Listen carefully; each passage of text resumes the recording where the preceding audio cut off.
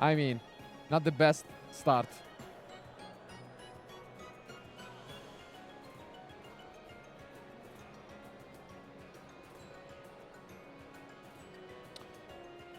Here they are. So Lorenzo is starting things off with Gold Sarcophagus. Yeah, we mentioned this already yesterday that Maliss was the second most played deck during the event. Yep. And honestly, it's I mean, he's showing up strongly, especially because if you are Lorenzo's opponent into the top cut, I think you can be a bit afraid, right? I mean, absolutely. As mentioned, at some point during this tournament, Lorenzo was facing 12 rounds that he should win in a row to make it. And now we are only down to 5. He has managed to go 7-0 after the brutal start. And I mean, you gotta give him the best chances to just become a 3-time consecutive national champion, which I think has never been done in the game. Very solid opening here from Lorenzo, who now takes back the Hare. And so far this weekend we have seen a lot of Rise Hills decks. We have seen a couple of Maliss. We have seen some Maliss deck in action, one of which was Lorenzo, of course. Yeah. And I think it makes a lot of sense, especially because he's always played deck which are super consistent, and he's a fan of playing 3 ops.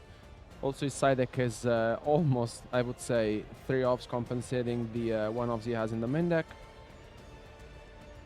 And here it seems, what is Ricardo? Okay, no, he's playing Q. Yeah, he's playing mostly actually field-breaking spells, which must be a good news because he didn't open at least up until now, you know, Fuvalos or Droll.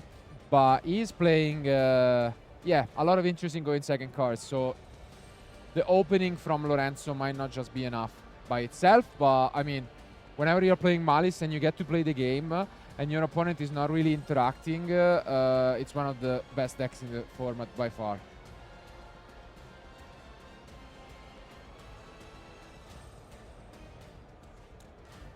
And I mean, he has done it multiple times across this event. I mean, one of the key components in Lorenzo's deck are Bestials. He's playing 6.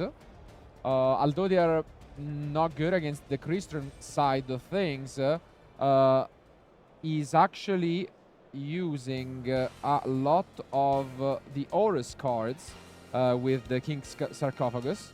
So against those, Bestials could actually be pretty nice. Let's see. And something that we haven't mentioned is I'm really curious to see the bracket of the top 32 because Diego Ganzerli is still in. And we need to remind you that last year the final was between Diego Ganzerli and Lorenzo Muselli. And at the Italian Open, Diego Ganzerli was able to crown his title, his back-to-back title at the Italian Open. Yep. So, I mean, we really need to say it before... yeah, we'll be able to show you guys later on the bracket and maybe, yeah, we can get into some predictions. But for now, it's Lorenzo just doing his thing. As you can see, able to come up with both link freeze, so having the time of his life at the moment.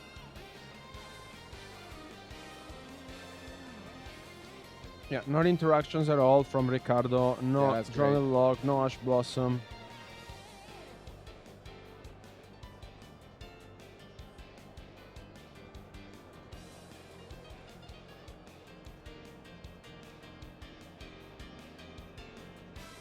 Yeah, the White Binder comes back.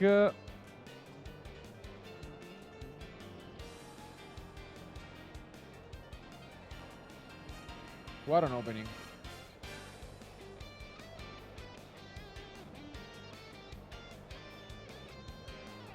Yeah, I think this is one of the few times in which we can see Maliss at full speed.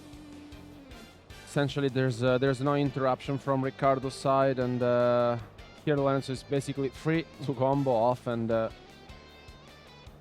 yeah, he had the Fuvalos if he lost the die roll.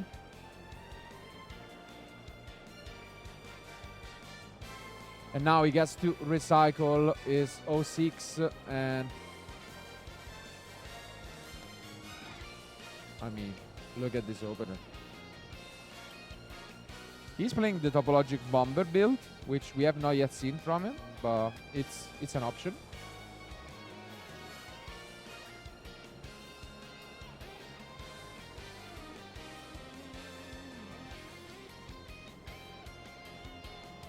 But no, he's not stopping at all. As you can see, now with the wizard able to bring everything back and climb further. That's some impressive stuff. Going for Alid Talker, Aren Nister. That's not good. Wow. Look at this line. Yeah, I mean it's quite impressive. I would so say. many negates. Essentially, yeah, this is scary. But there is one card that could help Ricardo come back into this, which is Super Polymerization. He's maining 3 copies of it, and it could at least help a little bit. Not that it's enough on his own. I mean, this opening has been something else, but... Let's see. Finally a draw. This could be a quick one if he doesn't have enough. And yes, picks up his cards. It's a quick one from... We have seen the Crystron deck in the past. And as we have mentioned, there is the King Sarcophagus, which can enable some pretty interesting combos. Let's see what Ricardo is going to open up with. And it's quite the unusual opener, actually. And you can tell that even Lorenzo is is having a look at it. Because it's the one of this burn. But okay, that's a nice one. We have, not opening like the free offs in deck, but the Sulfador allows you to extend quite nicely. And do we see any response from Lorenzo? Doesn't seem like it.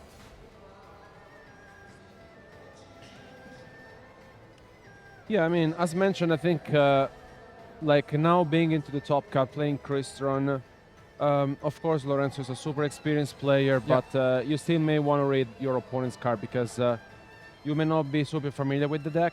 And also looking at Lorenzo's list, he has a lot of interruptions, so hopefully for him he knows where to activate them correctly.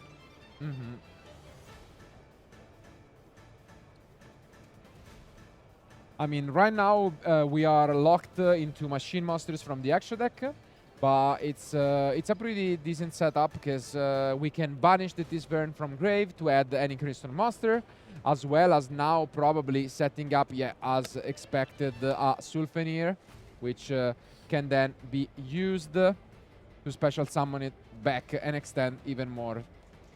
I mean, the key card is the Sulfenir. Usually you discard a card, bring it back, pop itself, and then special summon one from deck. But no, that's it. Yeah, with the Lancia being activated from Lorenzo, it stopped him completely. Yeah.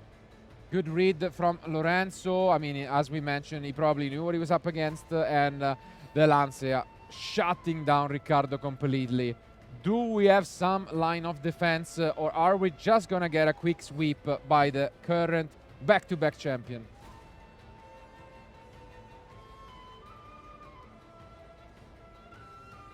Linguribo possibly shutting down this face down card. And now Ricardo could interact, but he does not. And this is a great opener. And Ricardo has 2 cards in hand, right? Yeah. Yeah. There's the Ash Blossom being activated from him, which it's okay. Okay, there's the super and a super polymerization. Didn't see it going second, but he see the card going first, and he's gonna clear the field of Lorenzo. Do we have a way to push, or are we just gonna pass back? And if that is the case, wow, there's the talent. There is the talent. Wow, tough spot. It depends what Lorenzo is holding. Are we just gonna draw? I guess so. Yeah. We go and hope to draw, you know, Gold Sarcophagus, Field Spell, all of those cards would be pretty good here. Even Bestials are okay, to be fair, so we have a lot of possible interesting draws. Yeah, there are a lot of different cards, honestly, that could help Lorenzo out. Do we get any, is the question. The one talent.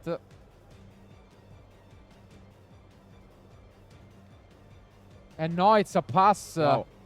Wow. Maybe another Lancia in the draw phase. Not quite. And this might be extremely troublesome. Also, because if I remember correctly, he is not playing Nibiru at all. Yeah, he's not. And so we start thinking out with the Tisvern, trying to search the deck for a Crystron. It does resolve. Wow, so unlucky from Lorenzo that he didn't draw any. Yeah. And there's a And draw. at least comes the draw at Lockbird. He really needs to hold off this aggression, but there is still so much that Ricardo can do, technically. Yeah, and here comes the ace card of the deck, the Tristaros. So annoying because essentially, as long as your opponent activates any card, it can extend your plays. But we go straight into a synchro for the Skeletus. Obviously, we are not able to add from deck, but we can totally add from the graveyard.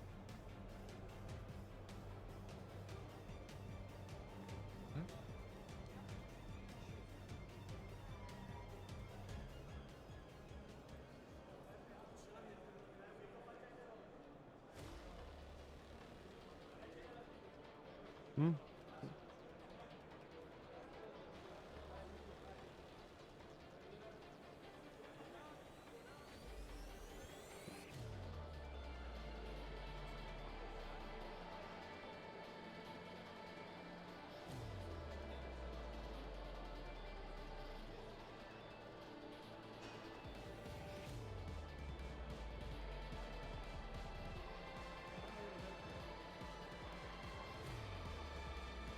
And yeah, we push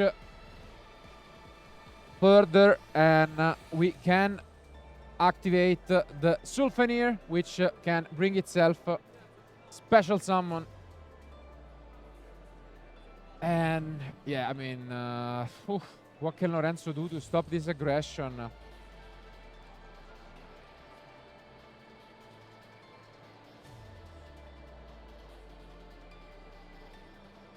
And here comes a card we have seen already this weekend from the Cyber Dragon deck, but here goes Nova Infinity.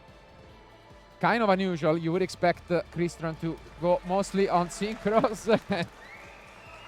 Here comes a nice round of applause from the crowd.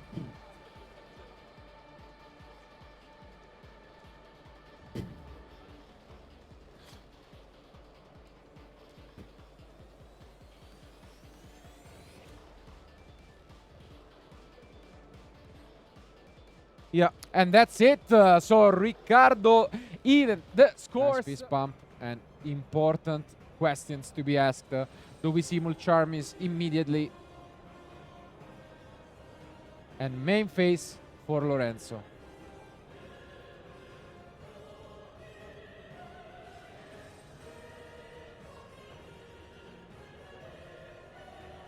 And a great start with its field spell. And we do not see a l'artifact Lancer. Yeah, which is always good news for Maliss, because, I mean, we saw this yesterday and we talked about it. Lance is enemy number 1 for the deck.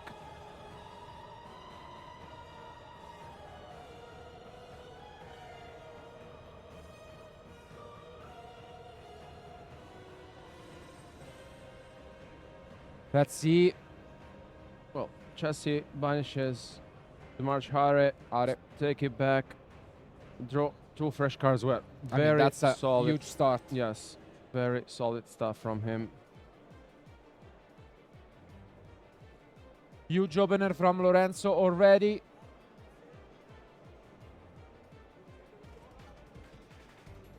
We're gonna access our extra deck, which could signal some added Gnister cards. Do we have the backup? Can't see. Maybe it's the Are. Yeah, it's just the Are we knew about. And no, we just move into another link. Yes.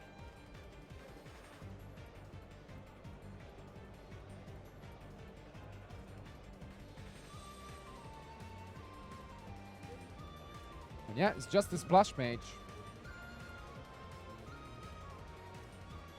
Yeah, it seems once again that maybe Lorenzo might have drawn into some interruptions, not extenders. And yeah, no response from Ricardo as in the previous game 1.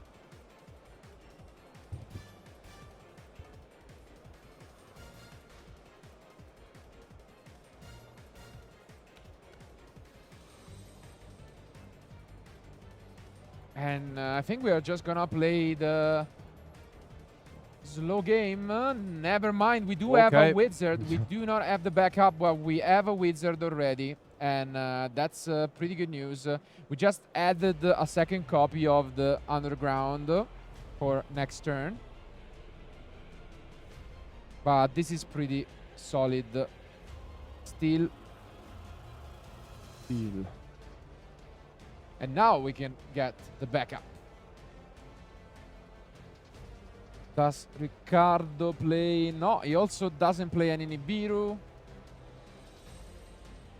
So as you can see, Lorenzo comfortably finding a alternate line to access his plays.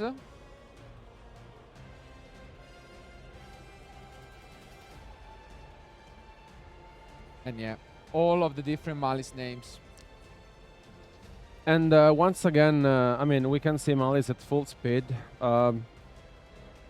There's no Nibiru. Nope. There's no Mulcharmy. There's no nothing. No Ash. I guess maybe the thing Lorenzo needs to be thinking is, of course, super polymerization after having saying it in game 2. But so far, so good.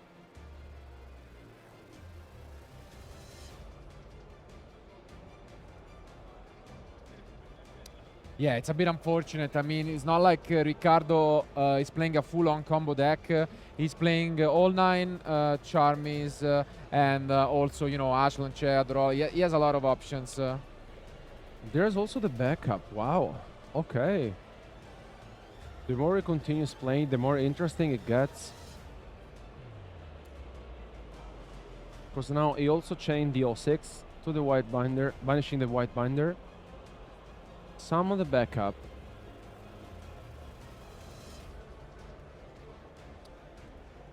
And yeah, this is getting... yeah, getting out of hand and reminding us quickly of how game 1 went, where just Lorenzo can do whatever he wants. And Ricardo feels more and more like a spectator in the crowd rather than a player sitting at the table, unfortunately. But let's not count him out of the picture completely. He does play outside of this end trap some field-breaking spells. And maybe he will just get a handful of those and try to fight back.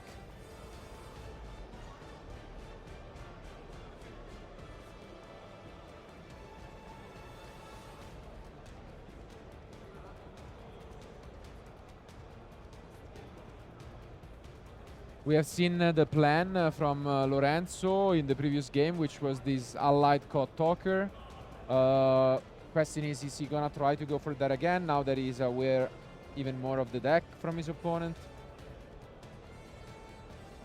He has seen the super polymerization in the previous game, so he's also aware of those.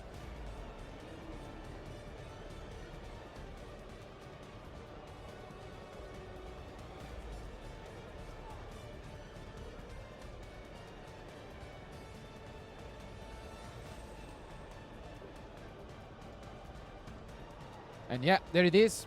Makes sense. Worked. If not broken, why fix it?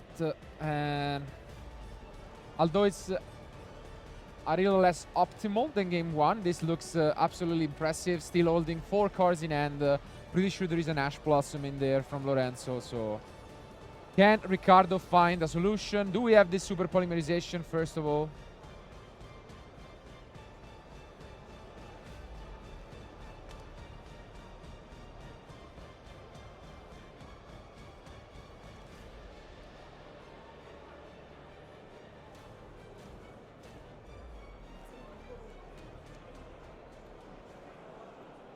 And we start things off with the super polymerization. Okay.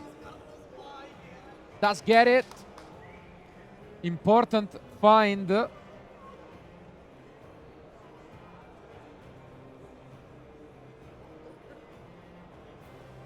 That's a great one to start things off, especially by having a live discard that we can. And it's also great use. that he discarded the this Miger because basically he can banish it to out one Crystron spell trap card from his deck. So very good one.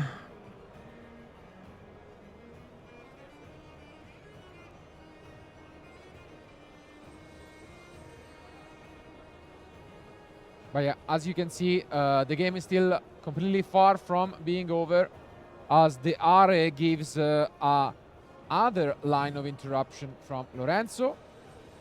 And we do have a Bestial to furthermore extend.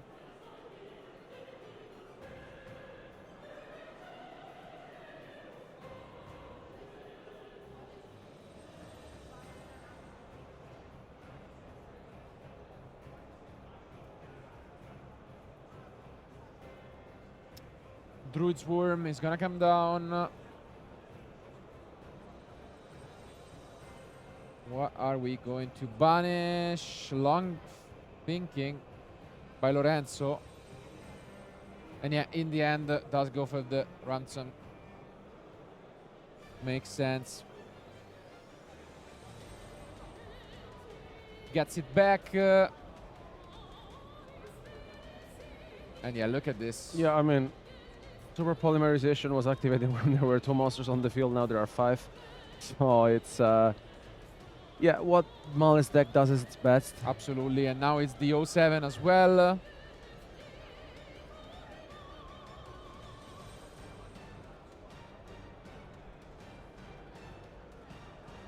But here Ricardo stops him, possibly wanting to interact, and he does so with a Forbidden Droplet, only for 1, I believe. This way he prevents it from being banished.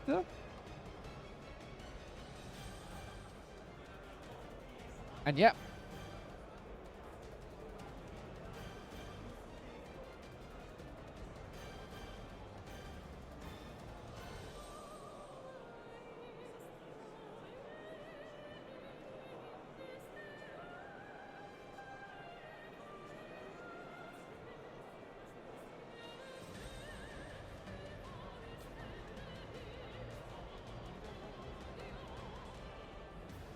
I mean, we did mention it when Ricardo was not really interacting with Lorenzo. The only hope was to draw some of the spells. He did open both Droplet and Poly. So that goes his hopes. So if this does not work, well, there wasn't much else that he could have got from his deck. And there's the Lancia, wow. And here comes the Artifact Lancia from Lorenzo. What a play, honestly, This could from be Lorenzo. absolutely brutal. I mean, he played all of his cards and then activated the Lancia. And There's the mistaken arrest. Plus the Ash Blossom. Blossom. Wow. Oh, wow.